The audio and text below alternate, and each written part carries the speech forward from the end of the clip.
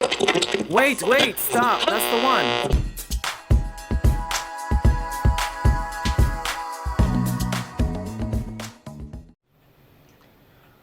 Welcome to ZEN TENN Speaks, a show where I make new friends and reconnect with old ones.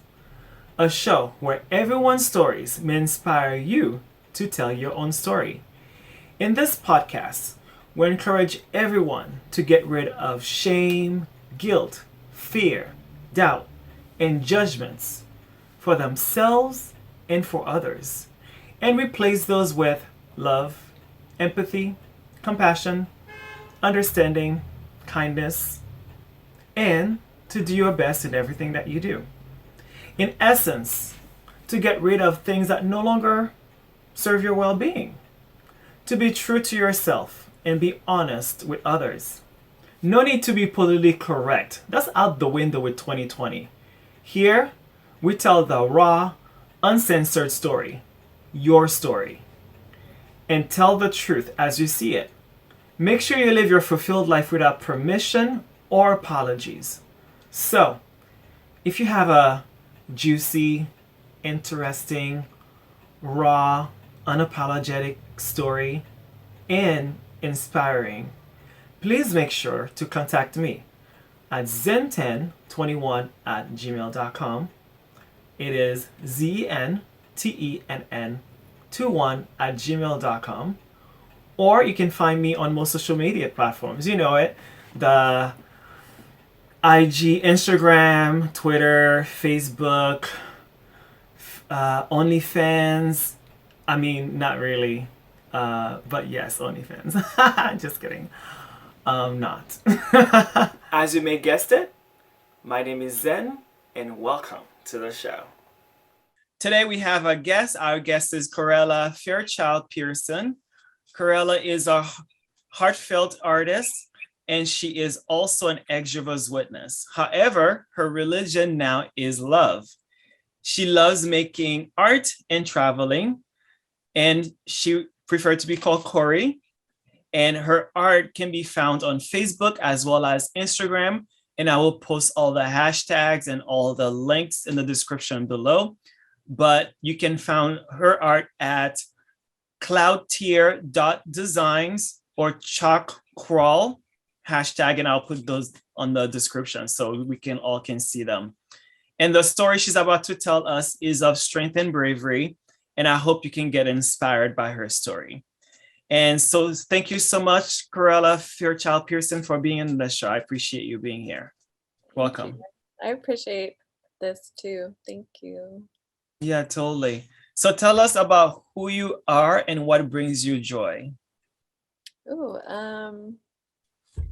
who I am, I feel like I'm empathetic and I'm kind and funny and creative. I try to define myself by what I'm being and not what I'm doing, because I seem to lose myself in being a workaholic very easily. So that's who I'd say I am. And what brings me joy, just being unapologetically myself and having that freedom and having a support network around me that celebrates that instead of trying to like moderate it or change it. That brings me a lot of joy. That's very important that you have a network that supports that. Yes, I have a family of choice, which is a very, very beautiful family. Great. And you mentioned something important, that you like to focus on who you are instead of what you do, because a lot of people, my guru is Sadhguru, and he talked about work, how the Western world, work is who they are. And it's not true. And I guess because we're so focused on work, and we forget about who we are, and we're thinking the job that we hate is who we are. So when we talk about ourselves, we say, I'm a banker. Like, no, you're not. Banking is what you do beside being yourself. And so that's why I structure my question that way, because my I guess this pet peeve I've had is whenever someone meets me, they want to basically measure me by what I do as in work. Right. And so I tend to tell them who I am, and people get confused when you ask that question. So publicly, I'll just say it. You're the first person that I ask who you are, and you did not hesitate. You knew exactly where to go with the answer. And I love that. Thank you. You know, it's been a hard journey because I just went through a pretty deep depression because I was an educator, I was a teacher, and I really lost myself in it. And I'm just like getting chills thinking about it. Yeah, I was really defining myself by being a teacher. And then I was like, well, I'm going to go back to being a full-time artist. So then I'm still defining myself that I'm an artist. I'm an artist. Well, that's still, even though I love it, it's still an occupation. It's still work. Right. You know, so I really try to focus on who am I? What if I lost my hands? Would I still be able to be an artist? Maybe, but I would still be kind, empathetic, creative, you know, like, yeah, it's a challenge because all around us, society is like saying, no, no, no, that's not who you are. Who are you? You know, you're like, right. Yes. Yeah. Oh You're my like, God. Wow. It's the same thing. When I tell them my character and what's in my heart, they get confused. They're like, no. And then and then I have to tell them, I think you need to rephrase your question. yes. Are you What wondering do I how I do make to- money? Oh, okay. Exactly. Awesome. And by your I was looking at your Instagram and I could feel, I believe I practice energy and intuition.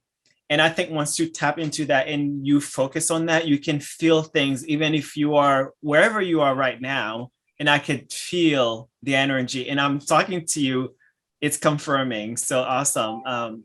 So what is your Jehovah's Witness story?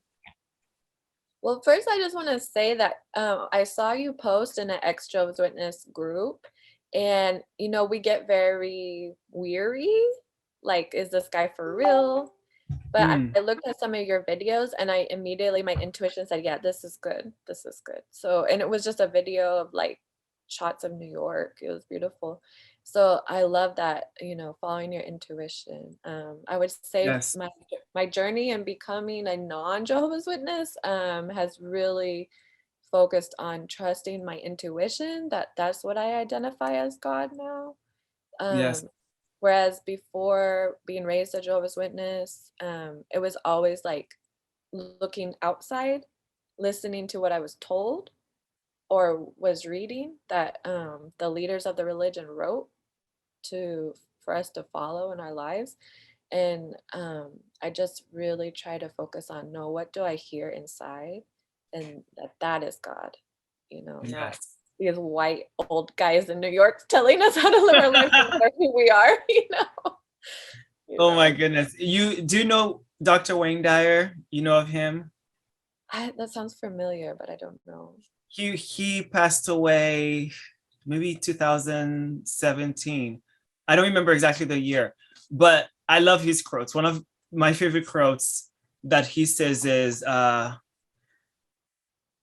prayer is you speaking to God, and intuition is God speaking back to you. Yes, I think I've And seen it. Yeah. yes, it's so, and the thing is, we're so accustomed to the word God meaning religion or whatever it is. And Mhm. God can be whatever, of course. And I believe that it's here. We are God because we all have the answers right here. If only if we stop Mhm. and listen and feel it. Mhm. And I can only speak from my experience, and I have made sure I practiced that. One day I woke up, I told the universe, I'm ready, throw me any challenges because I want to grow. I'm tired of bullshitting myself and tired of wearing a mask for other people. I need to be my authentic self. And I rather be hated for who I am than be loved for what I'm not. Oh That's yeah. another quote I've seen online. And So, so it's so true. yeah. And thank you for doing your intuition work as well, because I do have people who reach out I do my best not to solicit it, as in reach out to people first, because it could seem, because I do understand being an X, by the way, I'm XGW as well, Oh and yeah. soliciting another XGW, because we have that religion trauma. So I totally Yeah. understand. And when someone reach out back to me, some of them, not a lot, I would say maybe 1 out of 10 persons are skeptical and they have a lot of questions. And I answer all their questions freely. And I do understand where they're coming from, because they don't want to be exploited, because they've been exploited all their lives, definitely. And as my little ad, as I mentioned in there, my year of last year was to stop shaming myself, stop judging myself, and stop guilting myself. And I stopped doing that to others as well. And I want to inspire others to do the same if they want to, and to tell their story. When you tell your story, you stop the shame, you stop the guilt, and you stop the judgment. And other people watching you will be inspired to tell their story. So that's my goal. Hopefully that gets conveyed. And so thank you for participating. Yeah, that's when you said no shame, no blame, no guilt, no fear. I was like, oh, that's what I'm all about. You know, I too long did I let those things govern my life, and I've made the choice, and I may have to make the choice every day, sometimes multiple times a day, that shame, blame, guilt, fear, I just dismiss it. You don't serve me. You're not paying rent in my head. You're evicted. Yes, yes, good, definitely. So, why did you leave the organization of Jehovah's Witnesses? It's like not one single thing. I think because I was so into it and I studied so much that I saw a lot of red flags, like things that didn't make sense, circular reasoning, logical fallacies, but I could not admit that to myself, and I felt so bad about myself that I had like doubts. Like God never seemed real to me like the way we were taught to pray and like calling him Jehovah. It just I tried so, so hard, but it just never felt real when I would try to pray. And then like they teach that when people die, they'll be resurrected into a paradise earth. That never seemed real to me, as bad as I wanted it to be real. It didn't feel like my reality, you know? So I felt so bad about that. And I felt like I don't belong. There's something wrong with me. So I dealt with depression and anxiety like really badly, to the point where I just didn't want to exist. Like I wasn't going to kill myself, but I was just like, I just don't want to exist. And I had to learn that it wasn't that I didn't want to live life, it's that I didn't want to live that life. Oh, nice. And I ended up married to this guy. So as a Jehovah's Witness, a lot of times you don't marry for love. You marry for how likely is this person going to get through the what they call the Great Tribulation and make it through Armageddon. How loyal are they to the organization, and not even to God, really, like to this man-made organization. Right. Yes. So I did not marry for love, and a lot of witnesses, I don't think they do. You know, the ones that do, they're still married. The ones that didn't, they married for like basically putting the religion first. They're not married anymore, you know, like me. And I in my family history, there was a lot of sexual trauma. And so the only thing I knew about sex was like very negative things. And then the way we were taught as Jehovah's Witnesses, like sex is bad, until you get married, all of a sudden it's good. Like that was just so strange to me.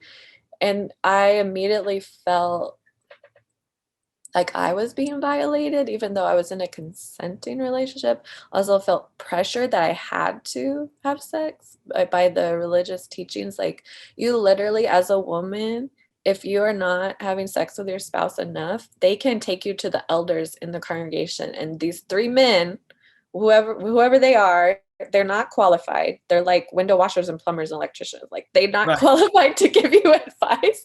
They will Exactly. tell you you need to have more sex with your husband. Like even your bedroom life is governed by this religion, you know. So I was just always feeling very, very bad about that because I was traumatized. Like, even though I had never had sex, I was still traumatized. Um, well, come to find out, after being married for, I don't know, 4 years or something, that this person that I was married to, this is like really sensitive information. I hope I don't trigger anyone, but You don't need to have names, just your story yeah, without names. well, just trigger warning for people who have been through sexual trauma. He had, uh, according to his sister, her like multiple times when they were teenagers, along with his brother. And when I found out, I point blank asked him and he confirmed it. And I just flipped. Like, I flipped out. I have been praying to God so much, please help me marry the right person.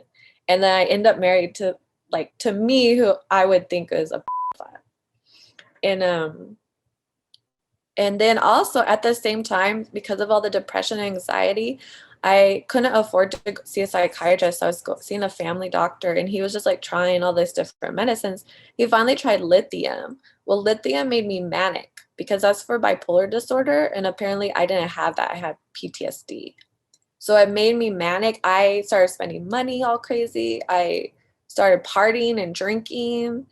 And I was like, I just don't want to be married. And according to Jehovah's Witness rules, you can't get divorced unless one of you commits adultery. So I was like, I'll do it. I'll go ahead and do it. I don't want to, but I was like so brainwashed at this point. I was playing by their rules, or what I thought were their rules. So I went to a birthday party, first time in my life, got drunk, had sex with this guy, went to the elders and said, okay, I don't want to be married anymore. I want a divorce. Like, I'm so sorry I did this, but I just want a divorce. And they said, no, the innocent, quote unquote, innocent mate gets to make the decision. Who's that? Meanwhile, so my spouse got to make the decision whether we could get divorced or not. Kidding. Meanwhile, he spent, like, we were so broke all the time. I was working 3 jobs. He was spending all our money on. I found this out, like, I went to the cops. It was not legal. I went to the police and filed a report, all this stuff, but they just fellowshipped me, the elders. So I had to tell all this sexual stuff to 3 men with no women there, no like emotional support for me.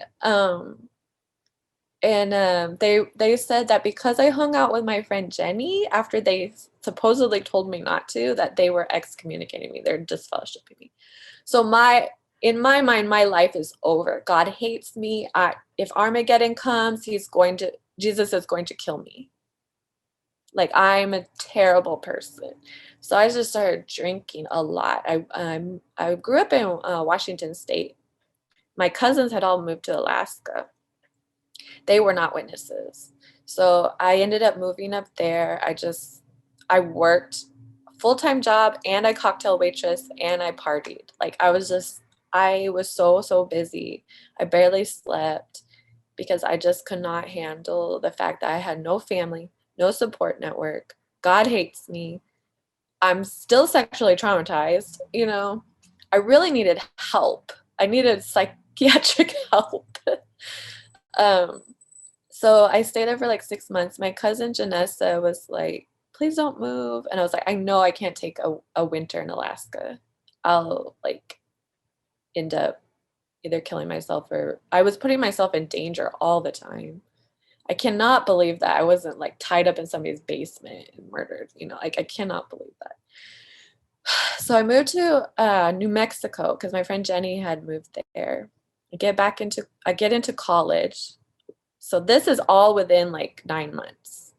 I get disfellowship. I go to Alaska. I move to New Mexico. This is all in 2008. Get back into school in January 2009. I start like kind of calming down. So I'm just working one job and I'm going to school. And I end up here in Houston, Texas a couple of years later. Every time I moved, I was like, you know what? I can be a new person. I can be the best version of myself. So I just kept trying to be a better person. it wasn't until I graduated from college in 2016, I physically just broke down and mentally. I spent 3 days in a mental hospital. It would have been longer if I had insurance.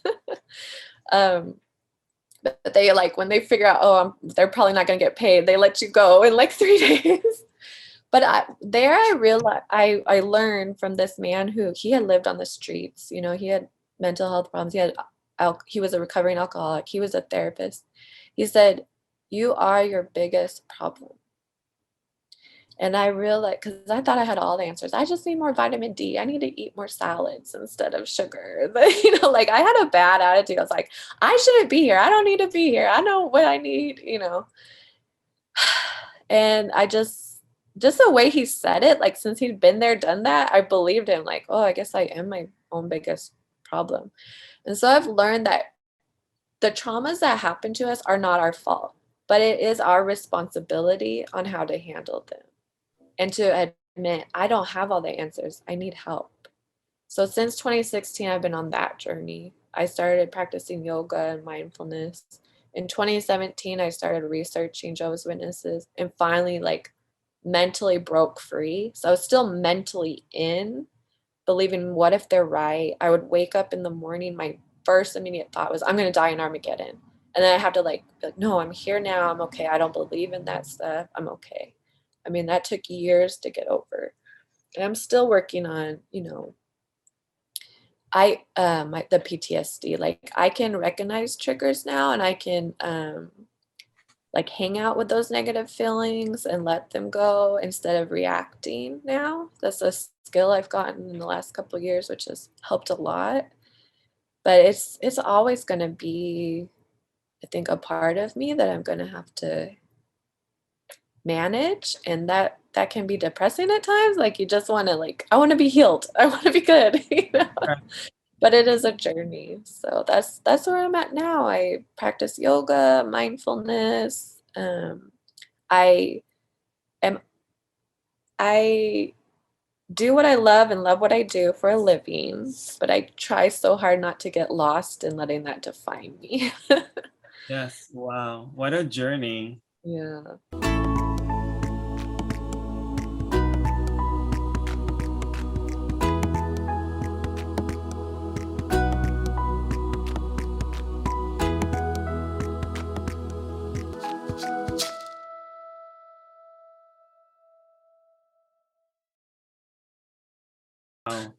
I've discovered that a lot of XGWs experiences are very different. And it makes sense why I thought only my journey was everybody's, because they make you feel like the organization is your life. So from what I saw around me, looks all pristine and nice. And when I left, I thought that was it. And when I saw all these people talking on the groups, I was shocked. And of course, in the beginning, it was disbelief, thinking people were just angry and lashing out. But then the more I saw them and the more credible they were, and I've realized, of course, like the blinders went out. Of course, humans are humans, and people with power will do things like Spider-Man says, comes with Spider-Man, or his Uncle Ben comes, you remember that quote? Responsibility, great power comes with responsibility, or something like that. Yeah. So a lot of people with power do not take responsibility with those power they held. Like those three men, they're not psychiatrists. They don't, No. Yeah. they have no, yeah. Wow. So are you still seeing a person? What are you seeing, a psychiatrist or? Yeah, I have a psychiatrist. I see her like once every 3 months, but I have a therapist that I see about twice a month, and she used to be a teacher too, so she understands that kind of stuff. And then I go to support groups. Free support groups have really been the thing that have helped me the most. Nice. If you go to supportgroupcentral.com, you can find so many different free support groups that you can go online or go in person. And it's hard at first because it's scary, But when you get there and you realize all these people are going through something similar and they just want to take responsibility and find ways to cope and find coping strategies, it is so helpful. It's so helpful to know you're not alone, and that there are strategies to live a full life. Something I forgot forgot to mention is in 2014, my cousin Janessa that I was talking about, who didn't want me to move away from Alaska, she was murdered.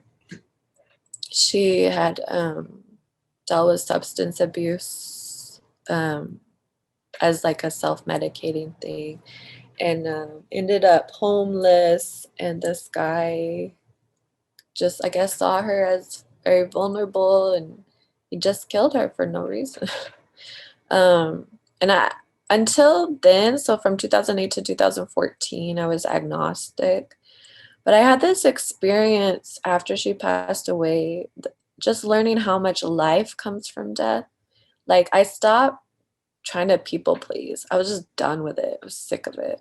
And even with, the only family I had left, I was like so grateful to have biological family left that weren't Jehovah's Witnesses, so they weren't shunning me, but it wasn't healthy. And they weren't putting in the same amount of effort into our relationships as I felt, So I just was like, you know what?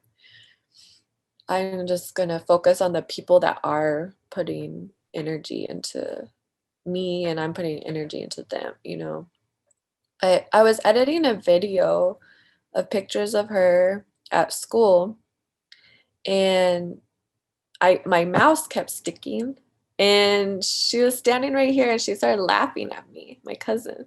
And I turned to look at her and be like, stop laughing at me. This is frustrating. And of course she wasn't there, like physically, of course, because she had passed away. And that experience, I mean, it's so real. Like, it's still so real. And people would tell me experiences like that, and I just never understood, But since then, that really started like my spiritual journey of, I go to church with my husband. I always would cry because as Jehovah's Witnesses, we're told, you don't ever step foot in another church. Even if it's like a relative died, you don't go to their services if it's at a funeral, at a church, or somebody gets married. So I would go to church with my husband. It was like really traumatic, but it was also very beautiful because I could sit there and believe whatever I want. Nobody cares. They're just happy you're there. Or like, if you're doing good, if you need prayer, they pray for you, Like, nobody is like, are you thinking what we're thinking? Because you should be believing what we're believing. Like, and nobody's ready to like tattle on you if you're like doodling. Like, you know what I mean? Like, you're doodling crosses. You're like, crosses are bad. You can't, you know what I mean? Like, everywhere you turn around when you're a Jehovah's Witness, people are ready to tattle on each other because they feel their own salvation is at risk. And so to not be under that, and also if the pastor says something I don't agree with, I'm just like, oh yeah, I don't agree with that. And that's okay. Yeah. I don't have to feel like I'm going to die in Armageddon because I don't agree with what this person's saying. Like, it's amazing. It's very healing. And I was just like so dead set on, I'm going to have a spiritual belief that is mine. I mean, I have unique fingerprints. I have a unique personality. No human on earth is exactly the same, even twins. They don't have exactly the same DNA. So why would there be only one way to believe for all of them? Right. So that's been very healing as well.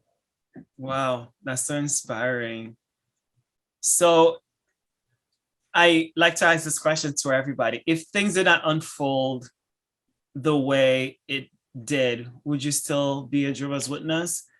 Although before you answer that, it seems like you had, maybe I would say, doubt. So like other people, when I ask them that question, it's usually something that happens and then it triggers them, but you had doubts. So therefore, maybe you will still not be Jehovah's Witness since you wanted to go out because you had doubt. I wonder that because I really was so hard on myself, and I thought that doubt was something wrong with me. In 2012, they changed their belief on this one prophecy because they're like their prophecies don't come true as time goes by. And so they had this new belief of called an overlapping generation. Right. And I wonder if I was still in, if that would have been like the final straw, or like right now they have so many settlements with sex abuse victims that they covered up. They knew Right. who was doing it, they didn't report it to the law. So I wonder if that would have gotten me out, but I don't know because they're so good at brainwashing that I mean, I really think it took this cocktail of being misdiagnosed, given the wrong medicine, finding out the guy I was married to was gross, like, to say the least. And I just going unhinged, you know, and I think about it now, like I did marry the right guy. I married the guy that got me out of that cult. You know what I mean? Like, I like the way you think. That's what life is. It's things happen and it's how you respond to it. And that leads you to where you are now, yeah. etc. I really Nice. like I always tell people I went out with a blaze of glory. I don't think like knowing my personality, I don't think there was any other way for me to get out. I think I might still be in just because, you know, I don't want to lose my family because they emotionally blackmail you. Yeah. I don't believe that even if you're like sitting there like I don't believe any of this stuff, you're like, but I don't want to lose my family, my friend, Yep. you know. So I don't know. I think I might still be in, honestly. I woke up one day. And I was over it, which was weird because, well, first of all, I have a perfectionist and extreme personality. So if I'm in something, I'm in it. And if I'm out, Yeah. I'm out. And there's usually no gray, but I've been learning to be in the middle and have a gray thing. But it was challenging because whatever I do in my life, I don't get in any trouble because whatever I do in my life, it's good for me. So therefore, it may bother somebody because they just don't like it, but it's not because it's bothering their life. So therefore, being the extreme and perfectionist works for me. But being in a relationship, I had to adjust because it's a collaboration when it comes to relationships. So I had to learn those things. And so I don't think I ever asked that question to myself. So I guess I'll ask it and answer now. Around 19 and a half, when like I moved out and I was still going because I was very zealous and I was still going and I believed in everything. And then the person who helped me moved, being a people pleaser, I wanted to be generous. I mean, or what's that generous? Thankful, gratitude. And he invited to dinner. So we went out to dinner. And so he wanted to be friends. And I was like, well, can I be friends? But then I was just like, well, I don't have anyone who's my friend really. Because when we speak, he's not judging me based on Jehovah's Witness thoughts. Yeah. And then we end up having sex. And so when I woke up that one day, let's say, because I think we go to the hall on Tuesday, Thursday, and Sunday, because they have that book reading. And on Thursday, they have the whatever pamphlet. Yeah. Yeah, something. And so it was like maybe a night after going to that book reading, we had sex. And then the next day I had a free day. And then the next day when it was to become Thursday, I was just like, I'm not going to grovel to men to go in a little room and say, oh, have sex and be reprimanded and go through that shame parade. Do you ever see Game of Thrones? The shame parade. Shame. And I'm like, this, whatever. And I never went back.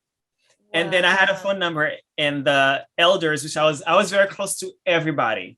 And they start calling me and worrying about me because I just didn't answer the phone calls, went to voicemails and I didn't show up. So they probably thought I died. I kind of feel bad because when you disappear, people's thoughts go, you're dead. Yeah. And it's traumatic to feel that way. Yeah. And I ghosted them. And that I feel like that was not nice on my part. but it's past, and that's what I did. I mean, they would ghost me too, right? So, But they would hunt you down. Like, so I mean, it depends on how zealous these elders are, right?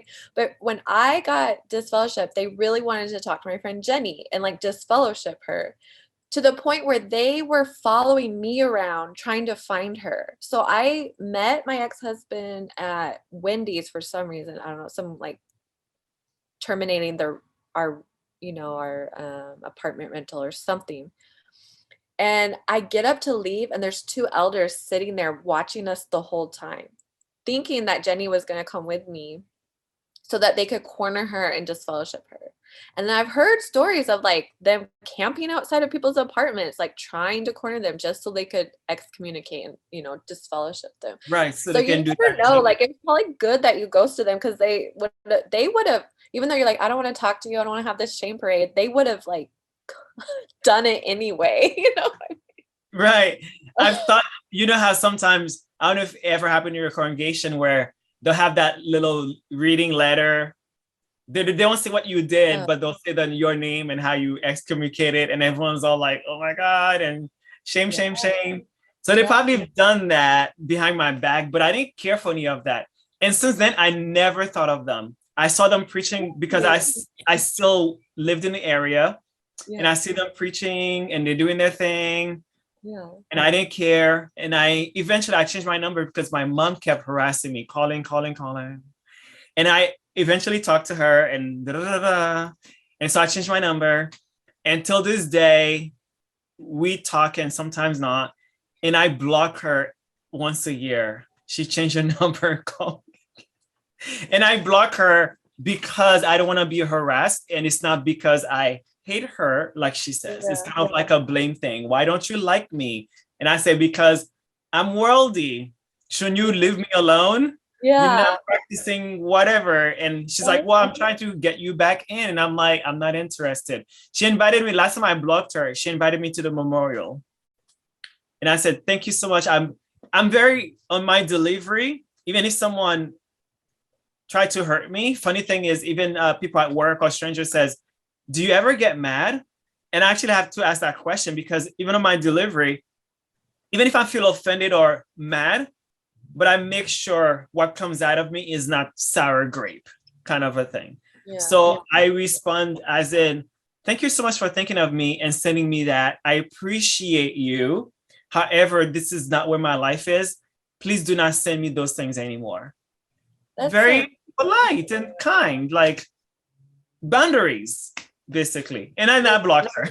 They don't understand boundaries, though. That was something new I had to learn.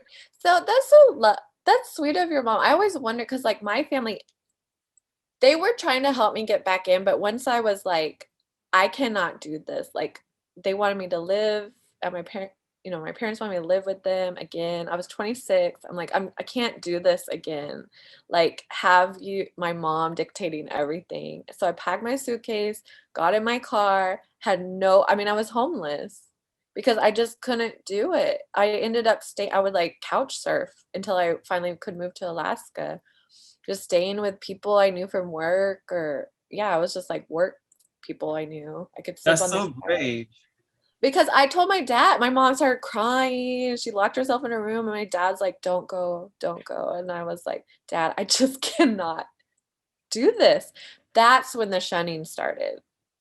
When I wasn't under their control. I really think my mom was like, oh, my poor sick, mentally ill child. Now I can take over her life and live it for her as if I know the best way to do that.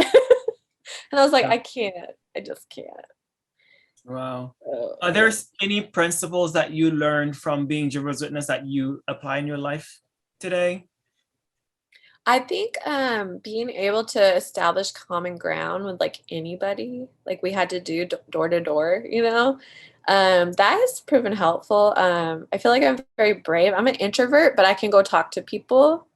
I had to force myself to be extroverted, which caused mental illness. But now that it's like, oh, I'm aware of it, I'll do it when I choose. Like, I feel like it's a skill now.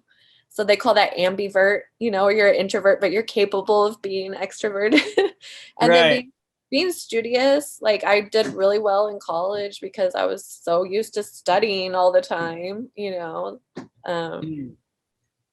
I really loved how we had an international brotherhood, although we were taught to not see color, which is terrible because then you don't see a big part of who people are. Like it was very white centric, you know, like I can remember like Black American kids being told like you're being worldly, and they weren't. They were just, that was Black culture, and you're trying to enforce white culture on Yes. all of us. Yes. Oh my God.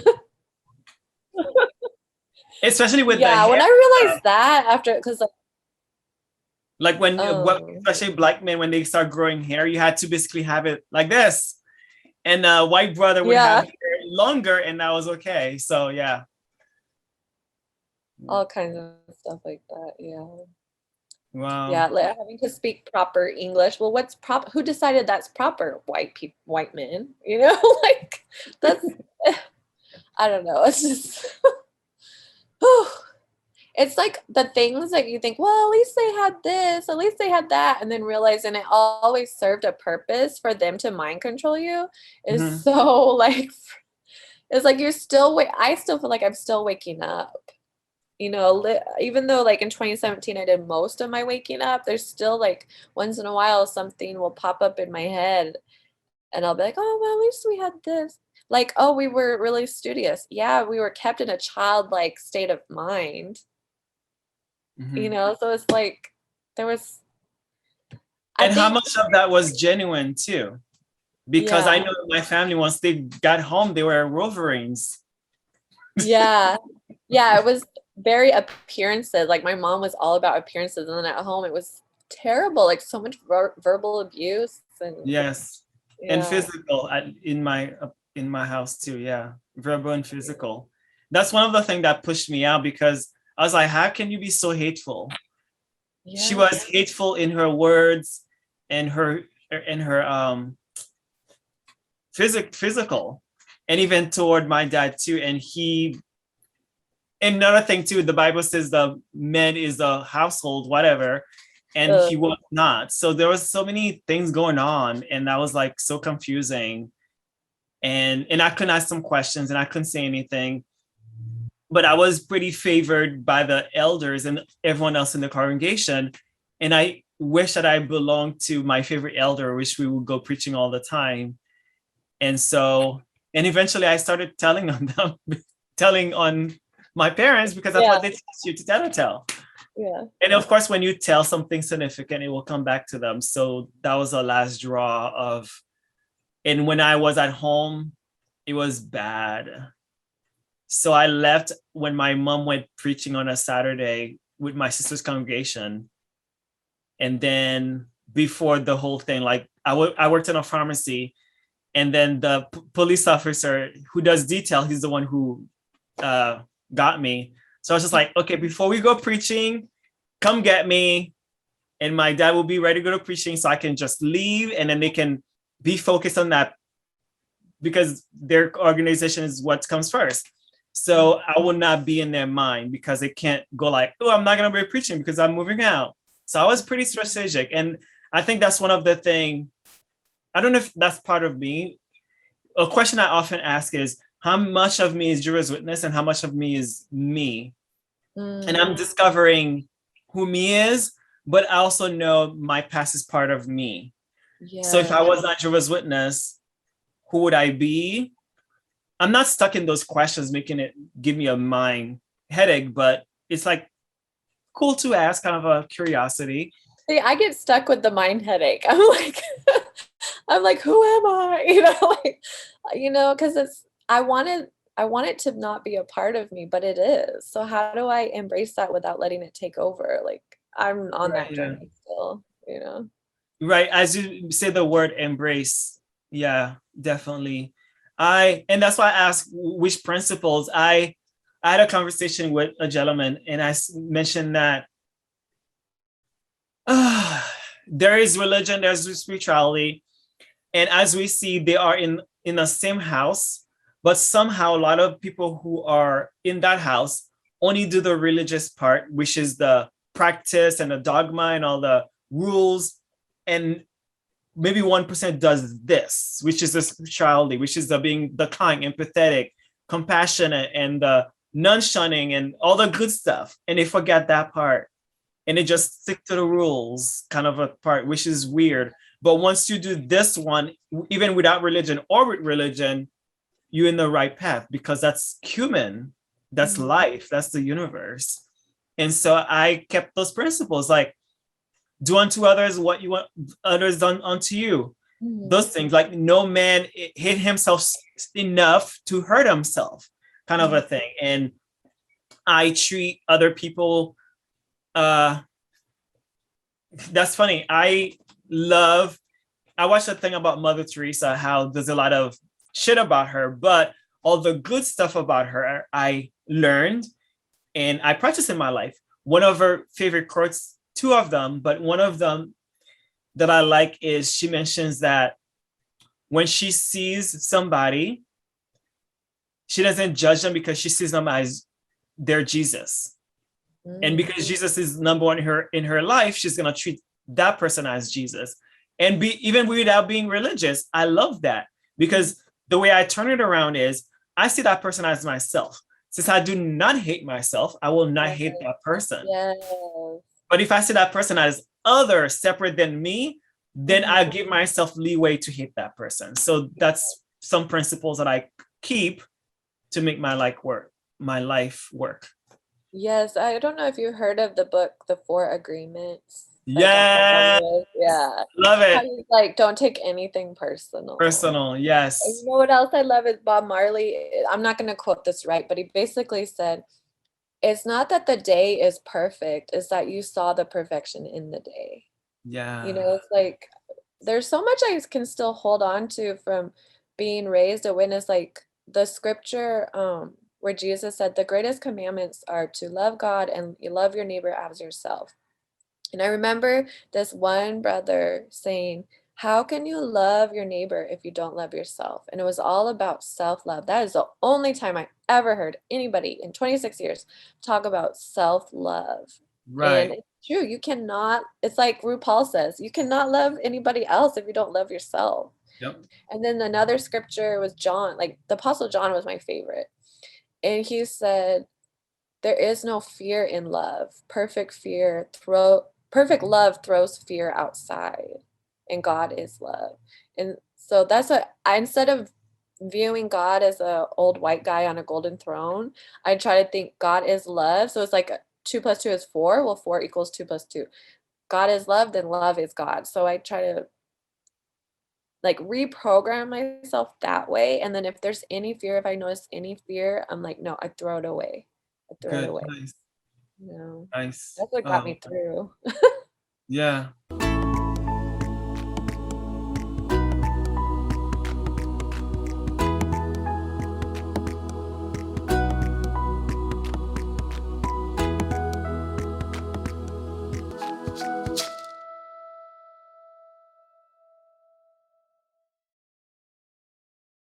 What can Jehovah's Witnesses improve on? I mean, they need a whole overhauling of how they handle when people report that there's been sexual abuse. They need to completely overhaul their procedures, but I don't think they're ever going to. And that's going to be their downfall. It already is. They're going broke. They restructured how they own the Kingdom Halls now instead of the congregation owning them, so that they can flip them. They build them like just regular buildings so that after a few years they can sell them. They're really just a real estate company now, you know? I mean, yeah, they're pretty smart. I've learned entrepreneurism through them. And if you actually, it's like you can either be blind or you can also be blind but still learning your ways, kind of a thing. I think I was like blind but learning when I was touching the walls and I was learning patterns. And that's how I'm good with speaking and going, basically all the stuff we're taught, keeping the good stuff, basically. Yeah. So it's, you mentioned with the real estate. Wow. Yeah, and they're big on real estate. So let's now talk about your Instagram. Do you have your phone? You can go through it for a second so I can, Yeah. oh yeah, because there's certain things I wanted to point out. Okay. Cloud tier design. Yeah. Okay. Mhm. See, that's another thing. I go by cloud tier because it's a poem I wrote when I was like 15. Are the clouds, or is it raining or are the clouds crying? You know, like Mm, things are just all about how you look at it, you know, and you could say, oh, the clouds are crying, this weather's so depressing because I grew up in Tacoma, Washington, near Seattle, you know, it rains all the time. Or you could see it, it's raining, like the earth is getting water and these beautiful plants are growing. You yes. know? I totally think about the latter when people at work or even in the house says, oh my God, bad weather. And I said, if it rained, you would enjoy the good weather. It's like, yeah, it's like, why are you calling it bad? That rain, you drink in the water and it's Yes, moisturizing the air. yes, After a storm, it smells so nice. How can you yes, say it's bad? I yeah, love the smell of wet dirt. It's like you can almost taste it. yeah. Yeah, totally feel you. So on that Instagram, oh, okay. So actually, I was gonna ask you why is it called cloud tier, and then you mentioned you already answered that. Great. So there's a post. It says, "Healing isn't linear." Can you Yeah. please? I read it, of course, but can you tell Mhm. the audience what that means for you? Well, so on this account, I post my art, and then every fourth post, I just post like a quote that really moves me or something I just really learned. And this healing isn't linear. I felt like I had been in remission from panic attacks for quite a long time. And then I started teaching full time, and then COVID started, and we went back to in-person teaching. And by February, early February this year, I started having panic attacks again. And I knew, okay, that's my body telling me you need to make big changes. And that's all really like the depression I suffered when I was a Jehovah's Witness. That was my body saying you need to make big changes. Like you need to get out of this cult is really what it was doing. Um, so thankfully this time I knew what to do, but I didn't do it till like mid-March. I went on a leave of absence. I did an outpatient program where I just met on Zoom for like psychology education and group therapy.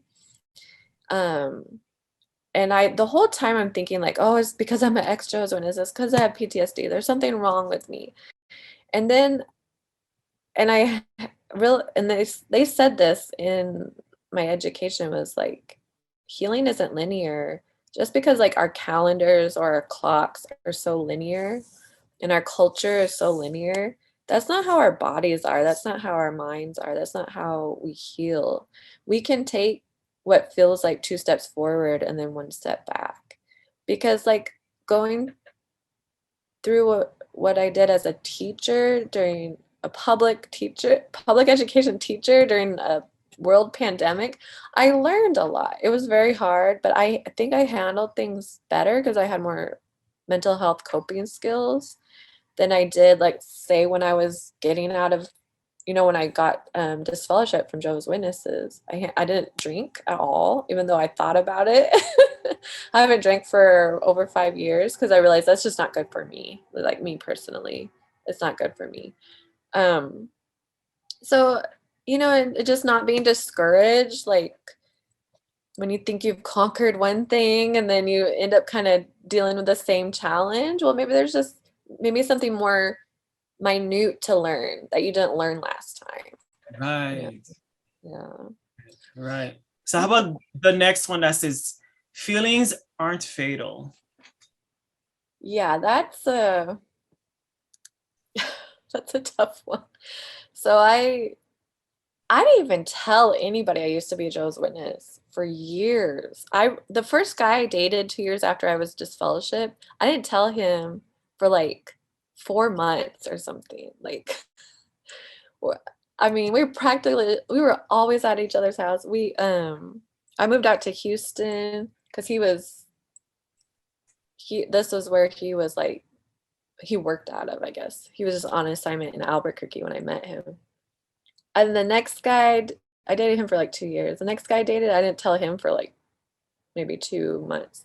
I never told any of my friends. It was just like this part of my life I just want to forget about. I don't want to have any feelings. I don't want to feel them. But I didn't know that. I was just like working full time and a part time job, going to school full time, volunteering all the time, like not giving myself enough time to think and feel. Unless it was like really late at night and I just cry myself asleep for apparently no reason. But then in 2016 I'd already been dating my husband for 2 years, and I felt safe with him. I felt like, I guess my body was like, okay, now you can I broke down. I was having like so many health issues. And I really believe it's because I was not allowing myself to feel. I had to feel the loss of my family, feel the loss of my sisters, feel the loss of my friends, even feel the loss of my cousin who was murdered. I just was like, I gotta survive. I gotta go, go, go. So it's something I try my best to allow myself to feel. And that's, I'm the kind of person I just want to be like, I'm good, I'm fine, let's go. You know? Like today is my baby sister's 36th birthday. The last 2 years, I didn't even think about it. And that's usually her birthday is like the toughest one for me. She's my baby sister. If she's getting older, I'm getting older, she's 36. So I allowed myself to feel. I had a good cry about an hour before I came on here with you. Just let it out. Let out those toxins. It's okay.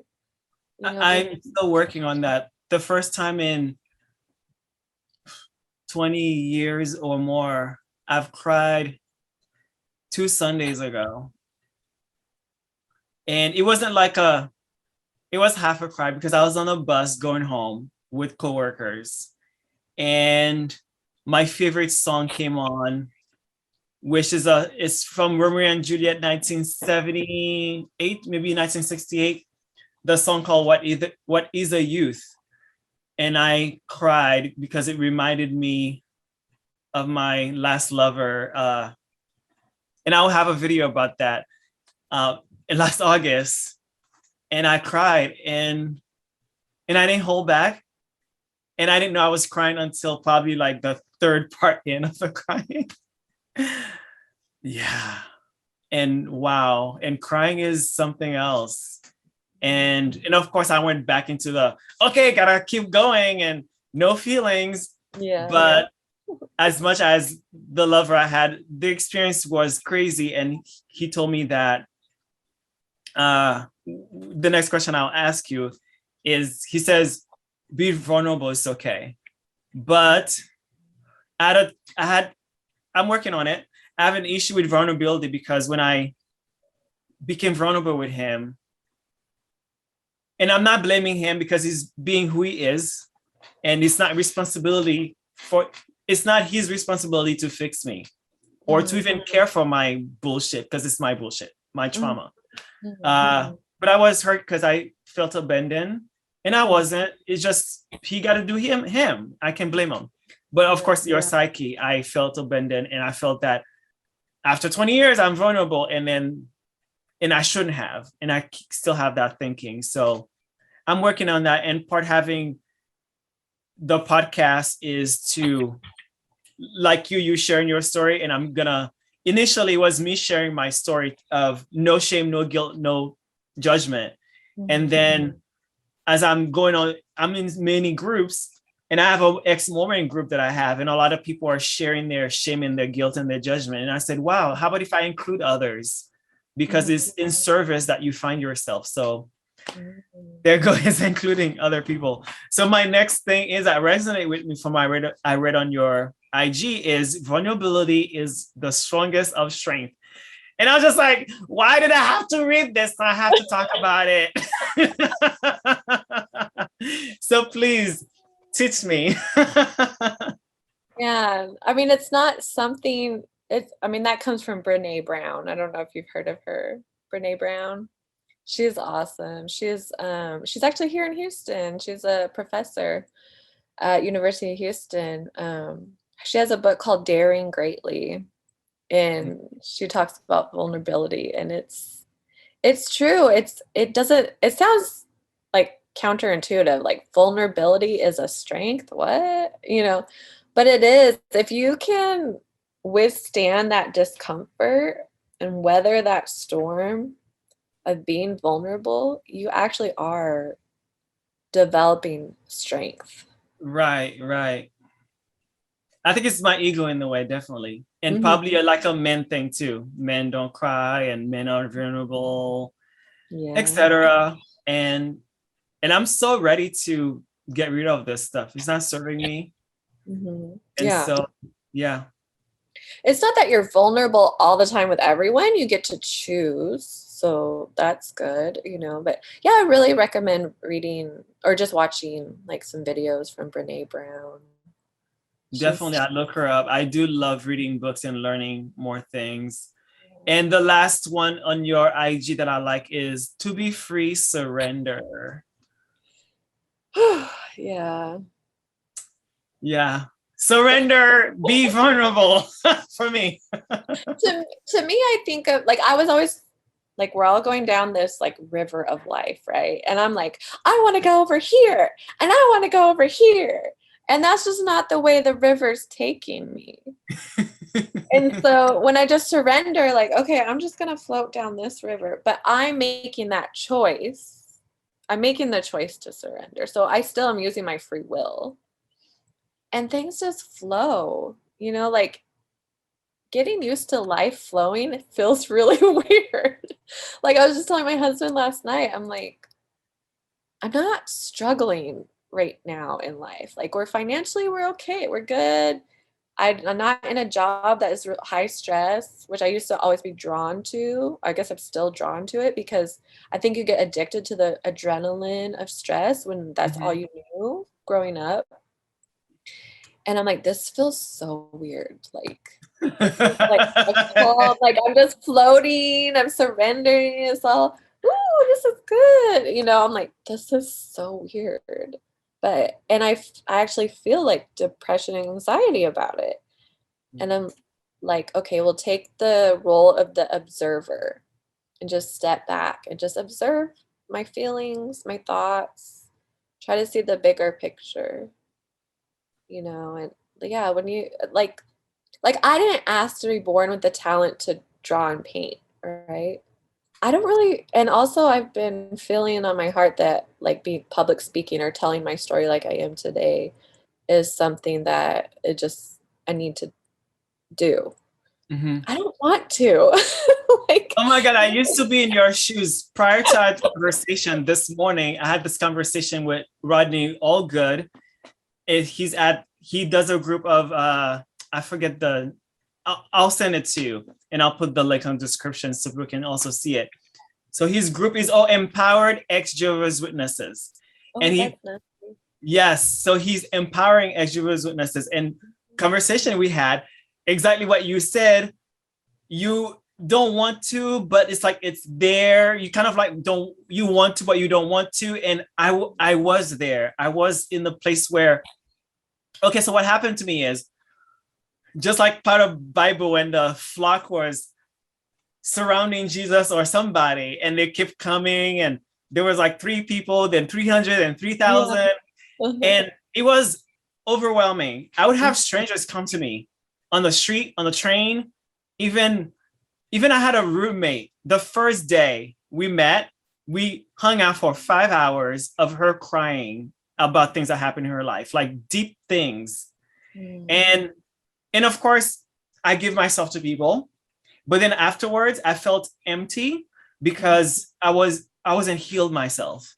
So I was giving my half cup, the last cup, and then I was parched. So I hated that experience and I hated that feeling, and I was people pleasing, basically giving my all. So now I make sure my cup is overflowing.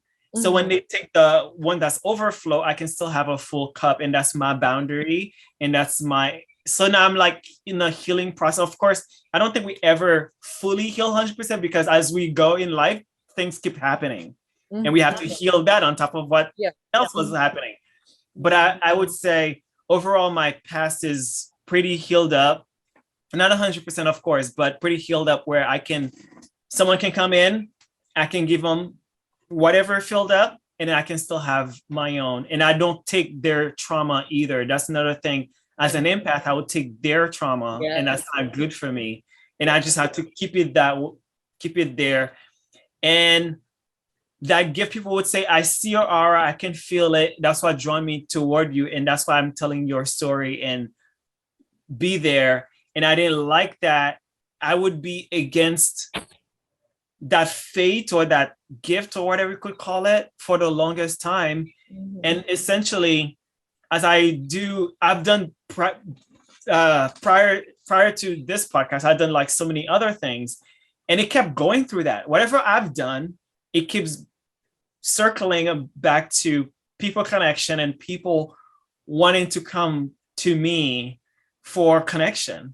And I just had to be, okay, I hear you. I won't deny anymore. And so, I totally feel you. So you surrendered, but you learned, oh, I have oars, I have a bow, I can navigate and still be healthy and be myself. But you are not the river. Like, you're not in control of this river, but you have the tools to navigate it. Instead of being like, oh, I guess I'm just, I don't know if you're taking me. It's like, like I'm really good at event planning and networking and getting people hooked up with each other that need each other. And I'm like, I don't want to do this, but I don't know. I just surrendered to it. And so now I'm planning this big event called Chalk Crawl, which can be enjoyed by anyone in the whole world because we're going to have an on-demand video. Yeah. So I'm a chalk artist. That's something I didn't want to be a chalk artist. I wanted to be like, have my art hanging in galleries and stuff, like you just learn to be like, oh, okay, well, I'm going to enjoy this. I'm going to choose to enjoy this. I'm going to get everything I can out of it and just chill out. Just go with it, baby. There's a podcast I listened to. It's from Summer Mostravic. Her podcast is called Flow Dreaming. So there's a topic she talks about, and she tells you how to flow with it. And then she does like a little close your eyes and kind of like a little meditation flowing thing. And I've learned to flow with life because when you're in that boat, you either have the tools and you can go with the flow, or if you want to be a people pleaser, other people will take that oar for you and do their thing. And then you freaking out and you feel powerless because they are going against the current.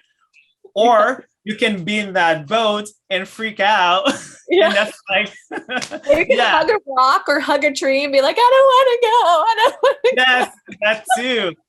And so learning how what works best for you at that moment. And I learned not to push things and not to force the current to go faster or slower or stop. Because another reason why I live in the present, because the past is gone and the future is not there, but I know what I do now will help create the future. So therefore, another quote from my guru, Sadhguru, he says that, what kind of life would you have? Would you like a hard one or an easy one? So choose an easy. If the answer, most people would say easy. Even if you think you do not like yourself. I don't think anyone will dislike themselves. I think we don't like ourselves, so we behave on that. But even if you think you don't like yourself, you're gonna choose an easy one, because that's any being, even a roach, before you come and kill it, it wants survival. We all want that. So therefore, and we as humans, we choose it. Like animals instinctively, they choose it. And as humans, we have the choice to stay and get, sometimes when a car wants to swerve and I'm like, you know what, it's my right of way, you can hit me if you want. So that's my choice of destruction and staying in that path where I could just run. So yeah, I do that a lot. I'm like, hey, You have red light, buddy. But yeah, so we have that choice and we have to choose wisely. Yeah.